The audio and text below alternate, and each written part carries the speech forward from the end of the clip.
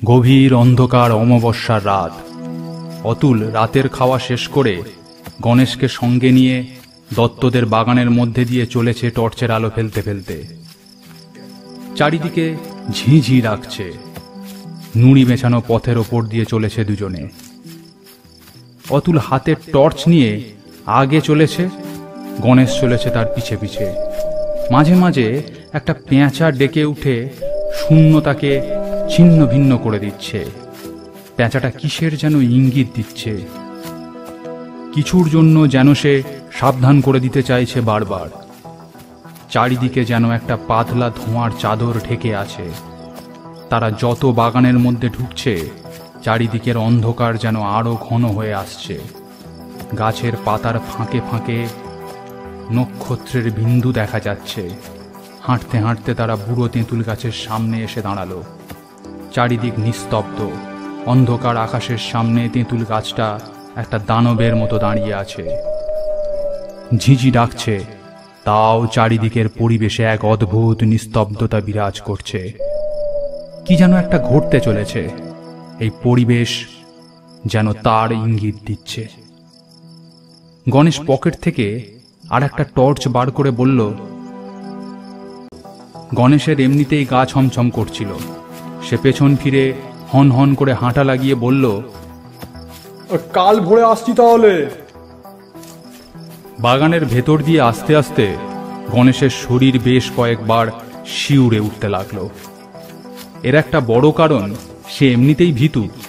তার উপর পরিবেশ এমনই ভয়াবহ গুরুগম্ভীর রূপ ধারণ করে আছে যে অতি সাহসী ব্যক্তিরও গা ছমছম করতে বাধ্য।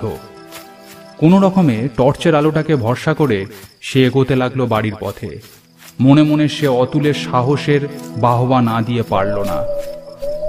জায়গাটা পুরো গায়ের মধ্যে তখন ভীষণ ভয়ঙ্কর ছিল। বাড়ি ফিরে গণেশ ঠিক করে সারা রাত ঘুমোতে পারল না। কেবলই তার বন্ধুর জন্য চিন্তা হতে লাগলো। মুখে যাই বলুক, অতুলকে সে বড় ভালোবাসে। সে ক্রমে বুঝতে পারল তর্ক করতে গিয়ে বন্ধুকে বড় বিপদের মুখে সে ফেলে এসেছে। অতুলের জন্য তার ভারী দুশ্চিন্তা হতে লাগলো। ভোর না হতে হতে সে টর্চ হাতে হাঁটা দিল দত্তদের বাগানের পথে। পথে চলতে চলতে সে লক্ষ্য করে দেখল এখনো পুরো সকাল হয়নি।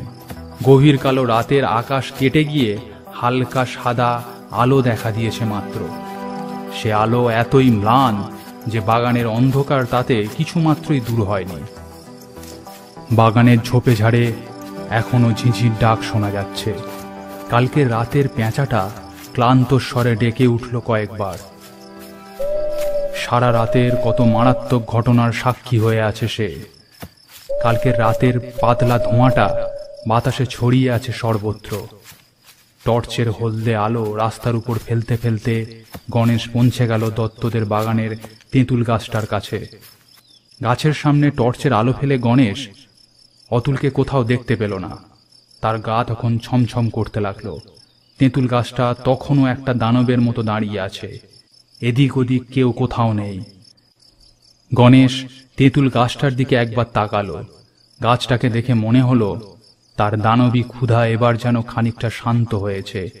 অতুল তবে গেল কোথায়? তার মনের মধ্যে প্রচুর চিন্তা যেন হুড়মুড়িয়ে ঢুকে পড়তে লাগলো। তবে কি অতুল আর নেই? এর বেশি সে আর ভাবতে পারল না। নিজের প্রাণের চেয়ে প্রিয় বন্ধুকে সে না বুঝে এই পরিণতির দিকে ঠেলে দিল।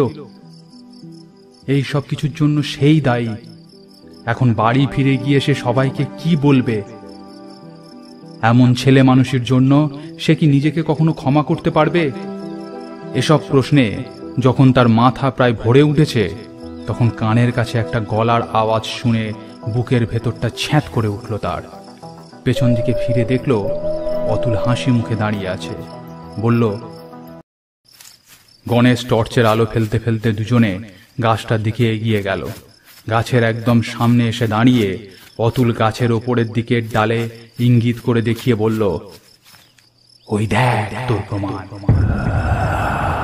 অমনি গণেশ টর্চের আলো ফেলতে যা দেখল তাতে তার শরীরের মধ্যে দিয়ে হিমশীতল স্রোত বয়ে গেল। যা দেখলো তা দেখে সে নিজের চোখকে বিশ্বাস করতে পারল না। গাছের ওপরের ডাল থেকে উল্টো হয়ে ঝুলে আছে অতুলের মৃতদেহ। কেউ যেন তার পা দুটোকে দুমড়ে মুচড়ে পেঁচিয়ে দিয়েছে গাছের ডালের সাথে। তার সাথে তার চোখের মণি দুটোকে কেউ যেন উপড়ে তুলে নিয়েছে। কি ভয়ানক সেই দৃশ্য! গণেশ কম্পিত বুকে এদিক ওদিক তাকিয়ে দেখল তার পাশে কেউ নেই। সে একা দাঁড়িয়ে আছে তেঁতুল গাছের সামনে। তারপর তার মুখ দিয়ে এমনিতেই একটা ভয়ঙ্কর চিৎকার বেরিয়ে এলো।